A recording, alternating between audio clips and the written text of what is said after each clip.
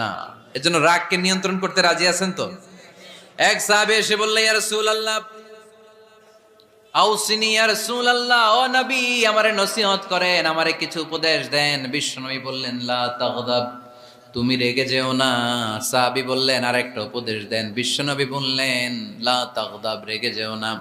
সাহাবী বললেন, ও নবী আরেকটা উপদেশ দেন। বিশ্বনবী তৃতীয়বারের জন্য বললেন, ও সাহাবী তুমি রেগে যেও না। লা তাগদাব, রেগে যেও না, কারণ রেগে গেলেন তো হেরে গেলেন।